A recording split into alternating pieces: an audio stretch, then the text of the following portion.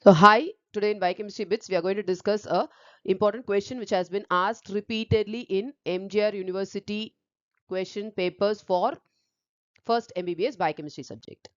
So the question is as follows. Okay, this was the MCQ question which was asked. An infant born at 28 weeks of gestation rapidly gave evidence of respiratory distress. Lab and X-ray results supported the diagnosis of respiratory distress syndrome (RDS). Which compound is a lung surfactant? Okay, so always, as always, clinical scenario மாதிரி ஒரு question கொடுத்து, but still, because it's a first MBBS question, they have given a direct diagnosis as well. Respiratory distress syndrome, they have asked what is a compound which is a lung surfactant. Actually, it is a direct question, but it is given along with the case scenario so that you can integrate clinical knowledge along with your basic science knowledge. Now let us solve this question. As I tell always, to solve any clinical scenario related question, you need to know certain basic concepts, and here the basic concept you need to know is about lecithin. Okay, let us see what is lecithin. Lecithin is otherwise known as phosphatidylcholine. Phosphatidylcholine, it is a type of phospholipid. Now let me describe the structure of phospholipid. Usually I will not encourage you to study structures, but here I'm posing a structure just because there is a question which was asked related to the structure, but it was not to draw the structure. You need to understand what it is. Okay, so for that I am just putting this picture. You see here phosphatidylcholine. What is this particular compound here?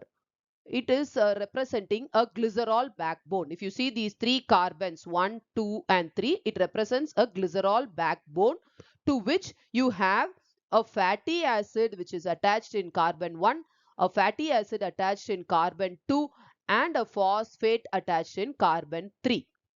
Okay, so this is a basic structure of a phospholipid which is referred to as phosphatidic acid or phosphatidate.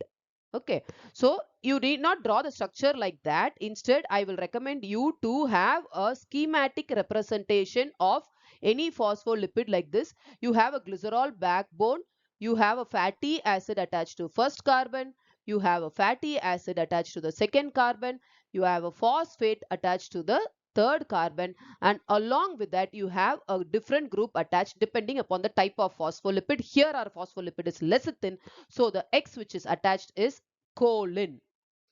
Choline is the structure which is given here. Again, I'll tell you, just see, look at the structure. It is not required for you to draw the structure. Okay, so this is a basic schematic representation of lecithin. I recommend you to see this schematic representation because you will understand. We will solve few questions which were related to this particular structure. Okay, and here again I would like to tell one more thing. If the fatty acid attached is palmitic acid, most of the times the fatty acids attached in both the carbons are palmitic acid. So lecithin is otherwise also known as dipalmitoyl phosphatidylcholine. Dipalmitoyl phosphatidylcholine, that is the other name of lecithin. Now let me tell you the functions of lecithin. Okay, maturation of fetal lungs and lecithin. So lecithin is a compound which is required for the maturation of fetal lungs. Now let's see how. Maturation of fetal lungs occurs when the maturation of type 2 pneumocytes occur. Okay, there are type 1 pneumocytes, type 2 pneumocytes. Type 2 pneumocytes or alveolar cells will start maturing and then your fetal lung will start maturing. Now, type 2 pneumocytes are responsible for the production of a compound called surfactant. Surf. You all would have heard the word surf, right? Surf means a detergent, right? Detergent action. Same way, this surfactant compound has a detergent action. What does it do? It prevents the collapse of alveoli. It prevents the collapse of the alveoli during expiration. How does it do? By reducing the surface tension. So these are the key words. The surfactant reduces the surface tension and thereby prevents the collapse of alveoli during expiration. So this surfactant is not a single compound. Okay, it is not a single compound. It is a mixture of compounds. It has a lot of phospholipids. It has proteins and other lipids as well. Okay, among them the most common majority of phospholipid is the phosphatidylcholine or lecithin, which is stored and secreted by organelles called lamellar bodies. This again is a MCQ question for you. Now you need to know another concept known as LS ratio or Lecithin-Sphingomyelin ratio. For this you need to know what are the stages or the weeks of gestation at which the lung begins to mature. At 22 weeks of gestation your lamellar bodies begins to appear. So these lamellar bodies will store and secrete your surfactant, that is lecithin. Okay, they will start to secrete, and around 28 weeks of gestation sphingomyelin will also be produced. Okay, so both will be continuously being produced in the fetal lungs. So at one particular point of time, the lecithin and sphingomyelin ratio will be maintained in 1:1 ratio around this particular weeks of gestation. Around 32 weeks of gestation, what happens? Around 32 weeks, the lamellar bodies begins to increase in number. So more and more of lecithin is being produced and more of surfactant. Around 36 weeks or 35 weeks of gestation, you have the maximum surfactant production, and the most common surfactant is your lecithin. So far your lecithin and sphingomyelin was around 1:1. But around 36 week of gestation, when the lung is adequately mature, your lecithin to sphingomyelin ratio will become 2:1 or greater. That indicates mature fetal lungs. So where do you see this lecithin to sphingomyelin ratio? This LS ratio is, you see it in your amniotic fluid. So you can also, this indicator LS ratio is an indicator that mature fetal lungs have developed, and also it can help you determine the timing of delivery of a baby, because if you deliver the baby premature, if you have an indication to deliver the baby prematurely, the lungs have to be mature, otherwise once born the baby is prone to develop respiratory distress syndrome.